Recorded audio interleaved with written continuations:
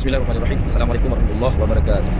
Sehubungan dengan diadakannya konser pada tanggal 5 Oktober di Klang Padang, Al-Fakir mengharapkan yang pertama kepada Dewan Perwakilan Rakyat Aceh DPRA, kedua PJ Gubernur dan ketiga DPR RI, Dewan Perwakilan Rakyat Aceh yang ada di pusat untuk menghentikan kegiatan maksiat tersebut karena sesuai dengan fatwa MPU Aceh bahawa pelarangan itu konser dan bercampur laki-laki dan perempuan ini adalah maksiat, jinaan.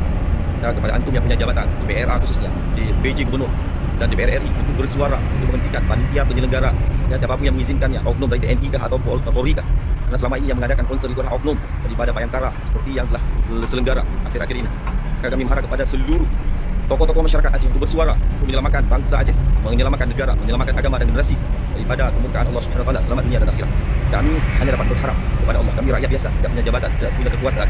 Kami dapat berharap kepada Allah Subhanahu wa taala. Ya Allah, ya Qahar, ya Qahar, ya Qahar, ya Qawi, ya Qawi, ya Qawi, ya Jabbar, ya Jabbar, ya Jabbar, ya Dzal Jalal wal Ikram, ya Dzal Jalal wal Ikram, ya Dzal Jalal wal Ikram. Ya Allah, selamatkan bangsa kami ya Allah, selamatkan generasi kami ya Allah, selamatkan iman kami ya Allah, selamatkan Islam kami ya Allah. Ya Allah, beri petunjuk pada saudara-saudari kami ya Allah, panitia dan siapapun yang mengizinkannya. Ya Allah, apabila tidak ada lagi petunjuk Engkau kepada mereka ya Allah, hancurkan semua orang-orang yang berniat busuk kepada Aceh, yang berniat hancurkan generasi Aceh ya Allah. Hancurkan mereka sehancur-hancurnya ya Allah, sebagaimana Engkau telah hancurkan Fir'aun dan Raja Namrud ya Allah.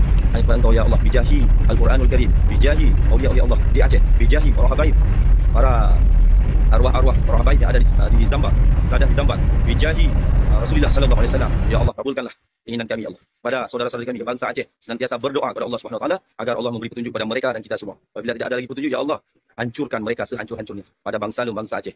Tingkatkan berdoa kepada Allah, pasti Allah akan mengabulkan. Semoga apabila mereka tetap melaksanakan konser pada tanggal 5, maka ya Allah tunjukkan kekuatan